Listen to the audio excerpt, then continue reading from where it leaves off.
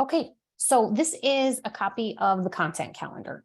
So the content calendar holds all of the posts and information that you'll need to implement this set of content. And this looks different when you open it in Excel, but regardless, there are pillars related to this content. So when I'm creating content, a communication strategy for a co-op, I like to think about how we talk about co-ops into how we talk about them in certain categories and in certain buckets of information. So a pillar or a bucket are the kinds of posts that we're going to talk about. So there are 3 kinds of posts related to capital campaign readiness. One is education, one is local, like the impact a co-op has locally and economically. And then the third is our examples, like what are other co-ops doing? How has this been successful in other co-ops?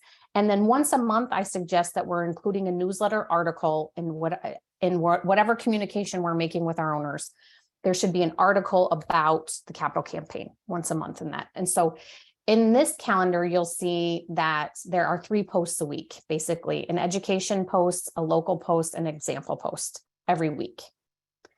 And at the bottom, there are tabs. I got to move my Zoom here so that I can see all the tabs. So you can see this is month 1, month 2, very similar, month 3, very similar looking content or information on each of the month's tabs. But there's a subsequent tab for each pillar. So there's an education tab, a local tab, and an example tab. On the education tab, you'll see the examples of posts. So these are the posts that can be used in month 1 and the link to the image to use it. So for example, the first post is, our unique structure as a co-op gives us the opportunity to raise the money we need to open our store through investments from owners. Just like a sole proprietor funds their business, we'll fund our business. We have the same opportunity to fund our business. Stay tuned over the next coming months. We'll be sharing more information about how we will open our co-op, how we'll fund our co-op. So it's that kind of content. And then when you click the link, the Canva link,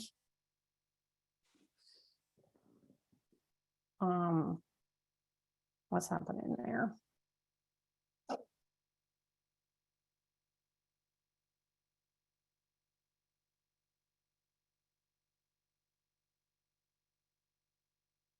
Yes, I know it's full screen.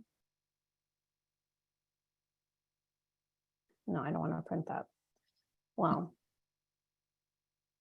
when you click that link, it opens Canva. So I will have to download the spreadsheet for that link to work. So when that spreadsheet is downloaded, you can open the link. So I'm going to stop sharing and open the downloaded version so that we can see how that works, which I think is already open.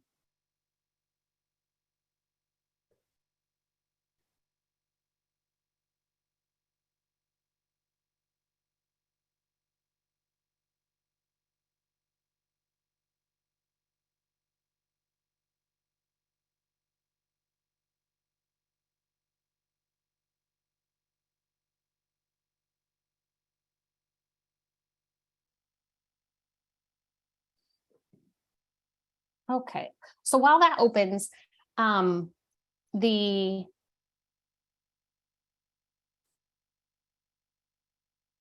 I don't think that's.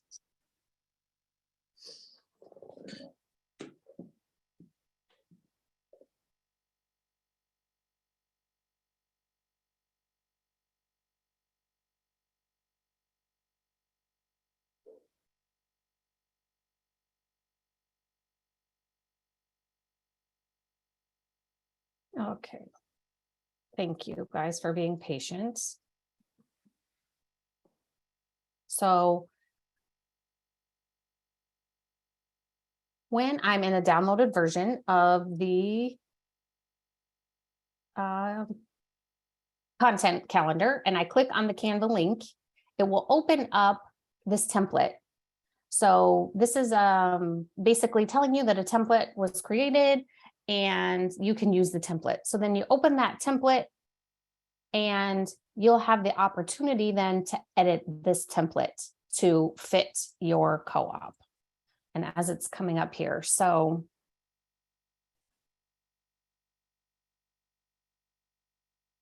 slowly but surely. So you can change the name of our co-op to your co-op's name. You could put your logo right there over the our co-op option. You could change the colors to match your colors. You could change the fonts to match your co-op's font, all within Canva there. And I'm not going to go into the details of exactly how you do that, but that video that is included in the content package, which was part of the FCI offering. If you watched Rachel's Canva tutorial, it's that video that talks you through step-by-step how to edit these kinds of templates for use at your co-op. So back to the content calendar itself. So that's an example of the post you'll see. And at the top of each post, it tells you what the post is about, what the type of post is. So under education, our purpose really is to educate our audience about the unique structure of a co-op and why we can raise money the way that we do, that we raise half of what we need from owners. And it gives us the opportunity, these kinds of posts give us the opportunity to explain how much we need to raise, even if that's in general terms. So many people just don't understand the enormous undertaking it is to open a grocery store, and that it costs millions of dollars to do that. And so just talking about it in that kind of general terminology opens people's minds to the idea that, oh, hey, yeah, so my $250 just isn't going to cut it. We're going to need more than that. And then it explains these kinds of posts explain as well how we'll use the money that owners are going to invest, what we're going to buy, what we're going to do with it, how we're going to use it. And that is done to build credibility, so our owners are comfortable and ready when it's time to invest. So the next tab then is the local tab. Same setup, very similar. At the top describes what kinds of posts we're going to be talking about here. So buying from local families and farmers is keeping money in our economy. Buying local is a positive impact on the environment. You know, it saves us money, saves us gas, it's better for us, it's better for the environment, all those good things. And then there are posts about those topics. And then again, links to the Canva videos that will open in Canva with the template. You click use the template and you can edit the documents. These other tabs or these other columns we didn't talk about are here for your use. So you may want to make notes about the document or make notes about the post. You may want to edit it. Maybe 2 or 3 of you are working on it, and you can communicate back and forth to each other in this tool. You know, like, hey, I edited the graphic. Here's a new link, or whatever it is. You have that space for you, and then you can document when you publish it and who publishes it.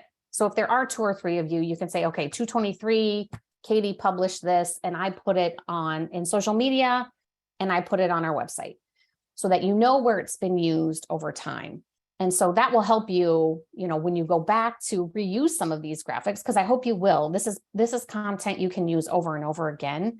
And repetition is a good thing, especially when we're trying to sink in a message. So by keeping track of where you used it, you can keep track of, okay, so I haven't used it on email yet. Let's put this in email and see if we get it, we can make some impact, make an impression via email.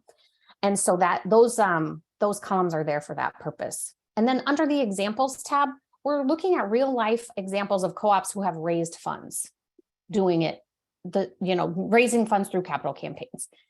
They're currently raising funds, or they're doing other cool things that relate to fundraising or relate to the cooperative values. So there's lots of links in here to articles and news stories about other co-ops that have done cool things. And again, it's an opportunity for you to convey to your audience that this is how co-ops do it. Like, we're not just making this up as we go along. We're not just winging this. We're following a method, and other co-ops are following the same method. And here's examples of co-ops who have. And then the last tab of the spreadsheet are the articles. So when you click on these, it'll bring up an actual article written about building a grocery store and how it's so expensive, and then the video that goes along with it. Same with social impact investing. And then there's an article about opening your co-op isn't a piece of cake. And John does a really good video about this. And we'll take a look at one of these videos here in a second. But there are also 2 letters to the editor. So these are letters like in the old school world, you know, you'd write a letter to the editor and submit it to the paper, the local newspaper, and they'd publish it, you know, and people would pick up a hard copy of the paper and look at it. In this day and age, we don't necessarily see that kind of activity, but media outlets are still interested in commentary. And if you have a local newspaper, they do still take letters to the editor, and they take them electronically and they publish them electronically. And so do lots of other outlets. And so I encourage you to use these letters to the editor for that purpose. When a new audience sees us in a new light, in any light, actually, it sheds light on their journey to cooperation. And so we know, and I've talked about this lots and lots in our webinars, that it takes 7 touches for someone to take action or to make a decision to buy, let's say, their ownership shares. And so if we can submit a letter to the editor to a publication that is a whole new audience for us, that's the first touch some of those new audience members are having. And then we can engage them. Hopefully they'll come to our social media page, or they'll join our newsletter or check out our website or something else. And so we can move them along that way. So that's the intent of those letters to the editor. So let's look at one of these videos. And I think I didn't test if you'll be able to hear the sound on this. I hope you will.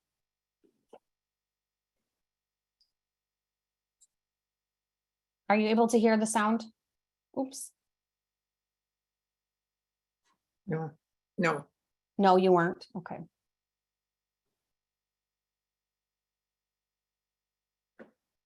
Katie, we can't even see the video. Okay. Okay, let's try again. Yeah, you need to unshare screen. And reshare. Yeah. Gotcha.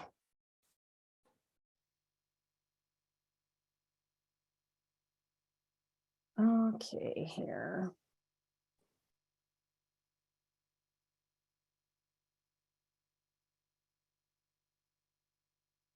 I don't think we could see the Canva example either. I didn't see anything. Oh, you didn't. Oh, I'm so sorry.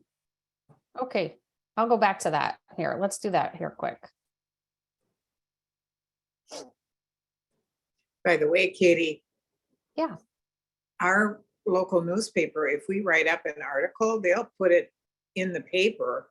We don't have to the editor. If you've got a picture, and we're doing a couple of food classes, and I just saw it in the paper today. That's great. And many publications, they're so hungry for content. You're right, Lois, that they're anxious. I mean, if you give them something and it's ready to go, they are happy. Yeah, definitely. Same goes with health and wellness publications. You know, our community has like I don't even know what you call it, some kind of local wellness magazine that you can pick up. It's free in lots of, you know, places around town, and they're always looking for content. That'd be a great place to put one of these kinds of articles. But you can you see my screen now, a template created by Rachel. Okay, so this is what pops up when you click on one of those links, and then you click use the template, and it takes you to the graphic. And this is where I was explaining, you can change this here. This will soon, yeah, now it's a grocery store. You can change that, our co-op, to say your co-op's name. You can change this whole thing right here to your logo. You can change the colors to fit your co-op's coloring and the fonts and all of that good stuff. You can make it very your co-op centered, make it look like it came directly from you. And kudos to Rachel. I don't know if any of you have done work with her before, but she is wonderful, easy to work with, creative. She did a great job creating these. Okay, so now I'm going to stop sharing this, and I'm going to start sharing the video page. Okay, let's go here and here. And go out of this here.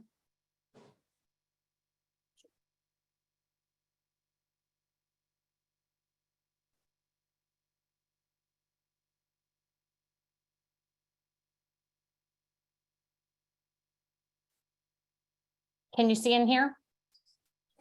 You can see, but not here. Oh,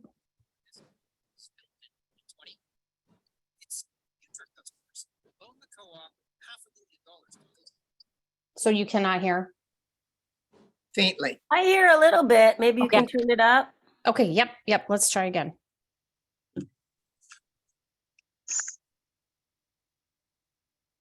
And this.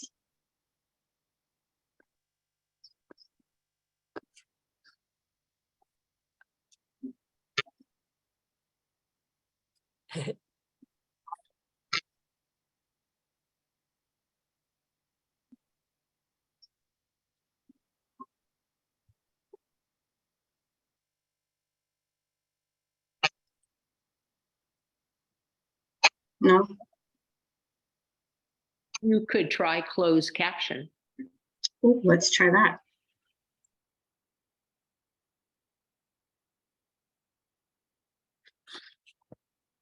Well, what is this? That is not what we want.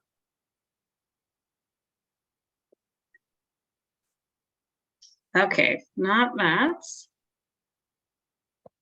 This.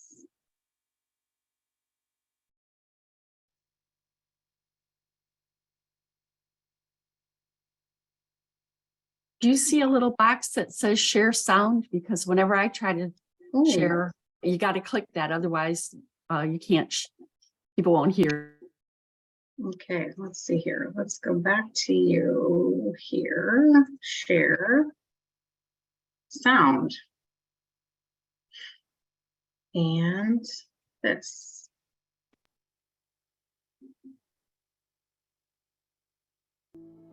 Before this cooperative grocery store was built in Yay! 2016, 179 of its customers loaned the co-op $1.8 million to build it. Before this co-op was built in 2020, its future customers loaned the co-op $500,000 to build it. In 2021, 330 founding member owners loaned $1.75 million to begin construction on their store, slated to open in 2023. When building any new business, it's common for the founding owners to invest their own money to make that vision real. With a consumer cooperative, those owners are you, hundreds of you. As an investor into your future grocery store, you receive potential earnings and a delicious return on your investment in the form of food. An investment into your food co-op is an investment into you and into future generations.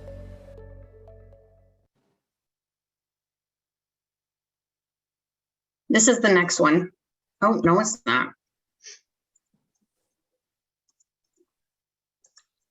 Great. Lord help us. Okay. Let's see here.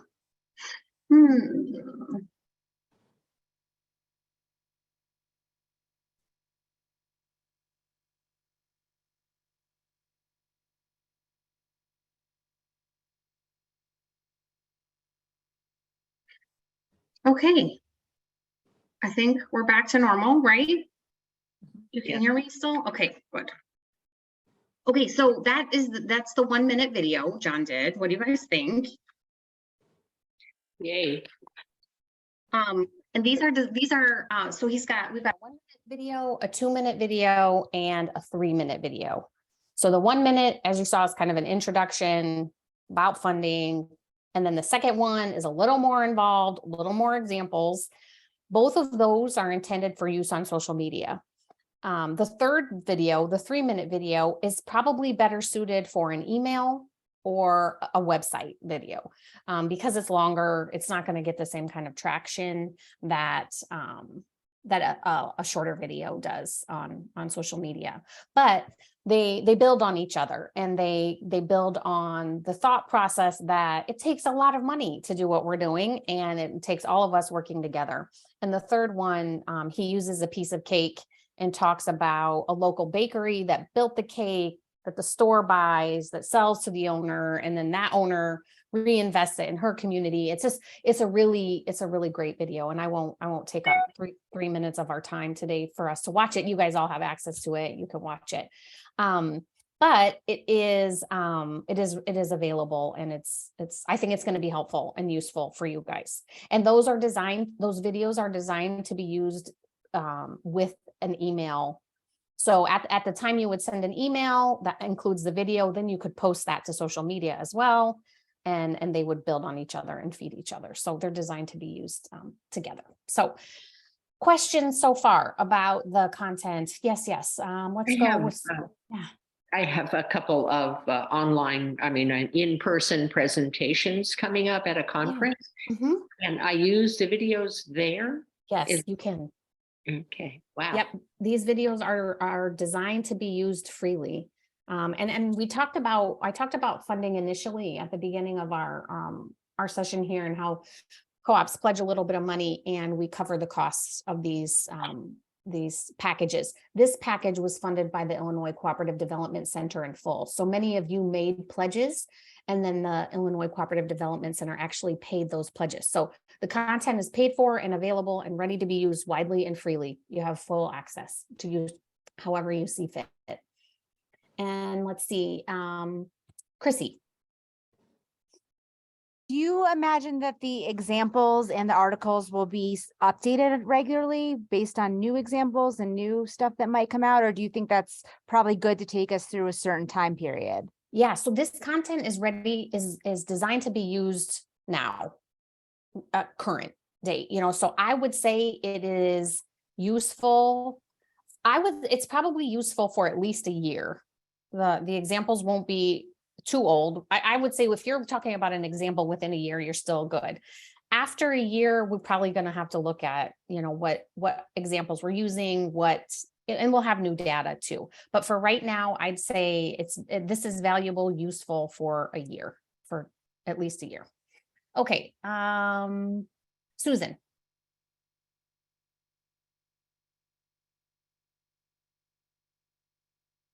I was thinking, especially with our group of owners, I do the newsletter and email, and I was thinking, maybe some people would be put off by being asked for money right away, and they might unsubscribe, and then it's harder to communicate with them.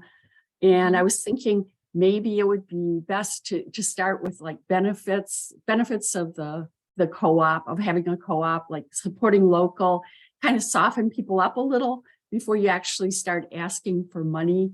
Yeah. And in these videos, Susan, we're not asking for money. No. So we're basically preparing folks for the fact that we are going to ask for money. At some point in time, we're going to have to invest in our store to be able to build it. So we're not, this is what we're doing, is building the foundation to get them ready for the fact that we are going to ask them for money at some point. Okay. And then I suppose you might say something about, this is for the people, the owners who can do it. I mean, not everybody is going to be able to do it. And right. You don't want them to feel like, oh, I'm being pressured, I can't do it. Right. Right. Yeah, right. And so there's a difference between communication during a capital campaign and communication leading up to your capital campaign. So during your capital campaign, you absolutely need to make everyone feel like they're valuable, that whatever it is that they're bringing to the table, with whether it's their ownership share purchase or their volunteer hours or their labor of love, of the co-op is enough. But leading up to that, before we're making the ask, we need to tell them that we're going to be making the ask and why we're doing it. So what we're doing now is what we're doing before the campaign starts, before we actually actively start asking, is educating the folks in our community about, hey, co-ops are different. We raise money in a very unique way from our ownership. That's basically all we're saying. We're not saying you have to invest, Susan. We're not saying it costs $10,000. We're not saying, this is an elite group of people who have the ability to do this. All we're doing is laying the groundwork. Hey, this is how we educate, or this is how we open our stores. We're just educating our audience. So you're exactly right in terms of making people feel welcome and accepted where they are. We definitely want to do that.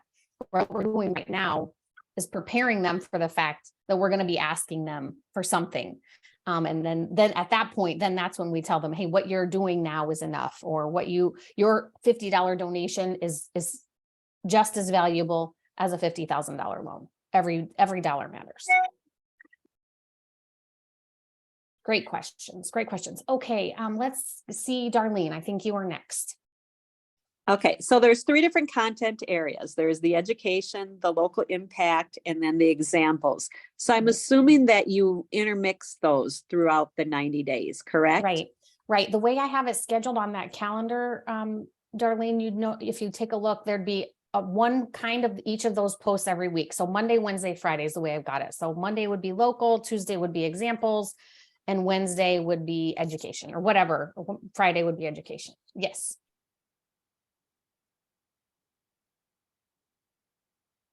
Does any other question there, Darlene? Nope. Okay, then Fine. Paula's next. I just wanted to piggyback off of what Susan was saying. I think actually, people will appreciate, this messaging leading up to the capital campaign, because I think people can do the math and realize. It's gonna cost a lot of money, yeah. Well, yeah, they're all, yeah, like what? Because ours are $300 a share at 1,200 people. That's 360,000. Like what? That's not enough money to open a grocery store. Exactly. So by letting them know, oh, now I get it. Yes. Okay, this is serious stuff. All right. Okay, I'm going to pay attention now. Yeah, absolutely. Yep. And that's what we're doing. That's what we're designing this for. Yeah. And really and truly, the co-ops that do this and do this ahead of time are more successful than those who don't. They just are. Your audience is just not in the place yet where they're ready to take their money out of their pocket. They just aren't prepared. And so this helps get them there. Yeah, Lois, I didn't mean to step in. One of the things that I've had owners bring up at a community booth is, so, how do we pay for this thing? And I would tell them, we own the co-op. So before we can build anything, or before we can go to a commercial lender, we have to come up with at least a down payment.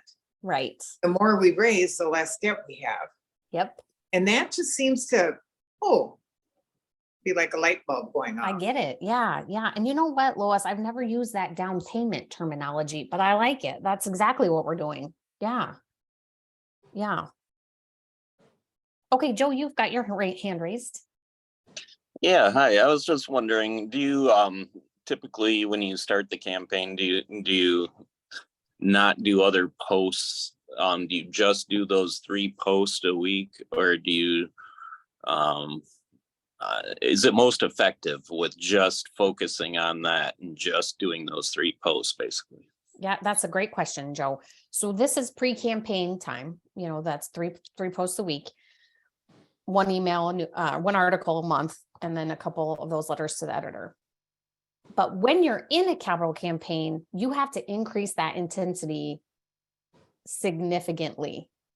And so this is sometimes hard for co-ops to hear and stomach, but you're going to take those 3 posts and do it every day. So 3 posts a day during the capital campaign itself. And your pillars are a little different during a campaign, similar, but different. And your email frequency, instead of once a month, is going to be 3 times a week. And these aren't big, long emails. These are quick updates. But when you flip the switch from pre-campaign to campaign, is like an NPR capital campaign.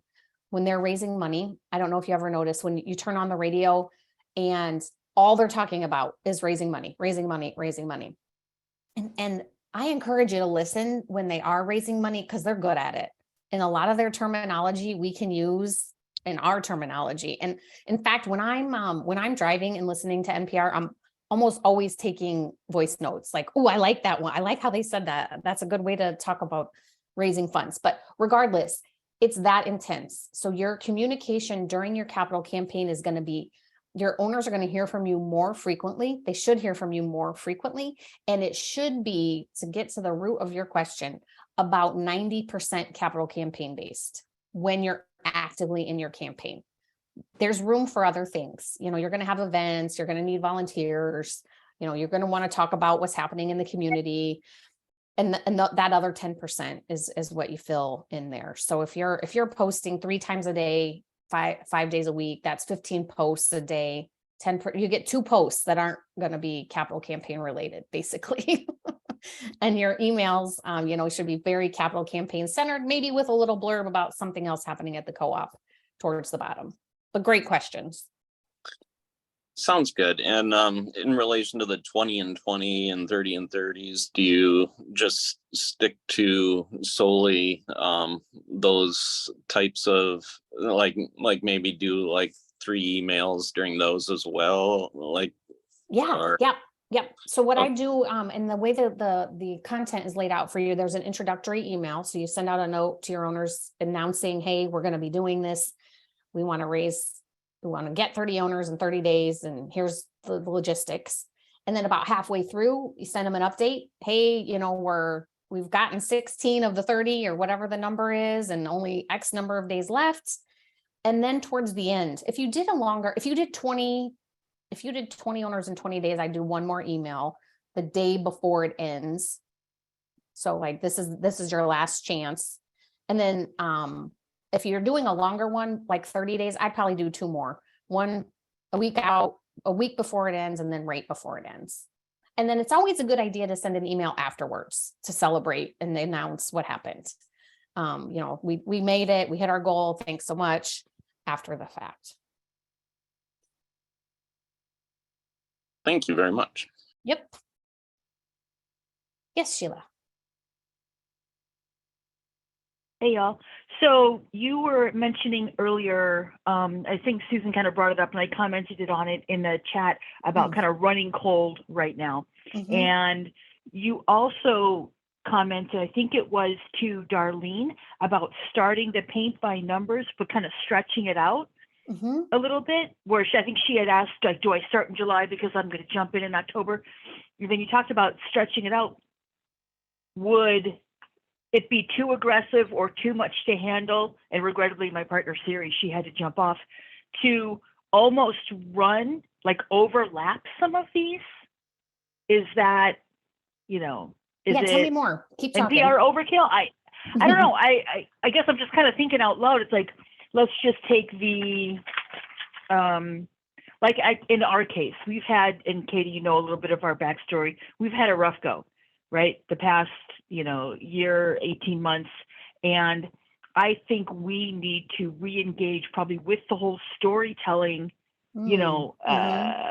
platform, and then stretch out maybe the paint by numbers, and then have them kind of overlap, like Okay, gotcha. relay Gotcha. rayers I'm where you're following. handing off Yep, batons mhm. or something. Yes, Is absolutely. that is Yep. that a thing? Is it not a thing? Is it Yep. overkill, or we be Yep. I would you can definitely pair the storytelling content and the capital campaign content and overlap them.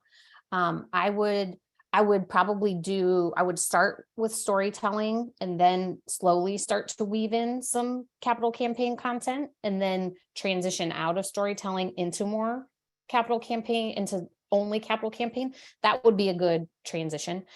So the reason I do this, the reason the content is set up that way with 3 posts a week is to give you time to post other things, because you got other stuff happening at the co-op. You're not only going to talk about your capital campaign. So that would be a good way to start reigniting your communication, I would say, Sheila. What I wouldn't do is overlap the 20 and 20 probably with either of them. That should be something separate. If you're going to do that. You can do your other regular co-op communication, but I think it might be too confusing for your audience to intermingle the 3 of them together. But those 2, absolutely, you could intertwine them to a degree, for sure. Yeah, because it seems like the 20 and 20 or 30 and 30 is, going to be super, super hyper, with the laser focused. Exactly. Yep. Thank you. Yep. Good questions. Good questions. What else do you guys got? We got 3 minutes left here. Katie, I just wanted to share with everybody, like the using Instagram, I've noticed when you write stories, we're getting more feedback from the stories than posts. Interesting. Okay. Yeah. So, and also we're starting something new this year. If you look at, on Instagram, in the middle of the Instagram page, there's these highlights. And so, we have a 2023 journey. And so when you put things on the story, then that only lasts 24 hours, right? But then you save it to your highlight folder so people can go back and they're going to follow our journey in 2023. Love this. Yeah. So using all of this content, make it a post, make it a story. Wow. Yeah. Yeah. And then when you click on that, like, so you could create a capital campaign highlights or something. Yeah. And so someone, if they wanted to know about that, they could just look at all the posts or all the stories about that. That's cool. Exactly. Katie, Dana Lee, who we were your guest, she's working in New York City now, and she does all the social media for her salon, and she has another client. And so I'm picking up all of this stuff from her. And so I just wanted to share it with the co-ops because it's brilliant. It is. That's fantastic. Yeah. Definitely worth noting. Thank you. Very valuable. Who uses Instagram? Y'all use Instagram? Yep. I'm dragging my feet. I have an account, but I don't hardly ever look at it, but I need to. That's interesting. I'm almost thinking more people, the younger crowd seems to be on Instagram more than Facebook. Yeah, they are. Instagram's already over. It's all TikTok. Yeah, that's true. Yes, funny. That is true. Yeah. Oh, yes. I'm gonna have to catch up, I guess. Okay, what other questions? We got 1 minute left here. I appreciate you guys being patient with my technical abilities today, technical challenges. The new website will be up soon. But I'm going to send an email out with links after our call today, so you can access each set of content on the old website, and then when the new website's ready, I'll send that out too, so you can see it on the pretty new website.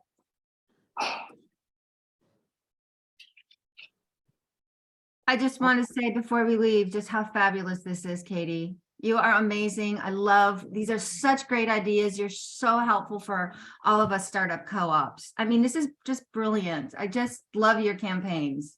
Thank you. Thank you very much. Thanks to the ICDC.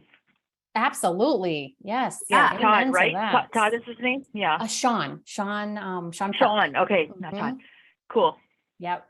Very, very grateful to him. And thank you for those kind words, Paul. Very nice of you. Yeah, I mean, you're the instigator. You're the one that came up with these brilliant campaigns to help everybody. So I'm just like, it's been so helpful for us. Yes. Great. Very, very happy to do it. It's just what I wish I would have had when I was doing what you're doing. So I'm happy to do it. Yeah. Awesome. Well, you guys have a great rest of your day. And fingers crossed, this website's going to be, and my email is going to be working here before long. Good luck. Thanks. All right. Take care. Thank you. Thank you, Katie. Thank you.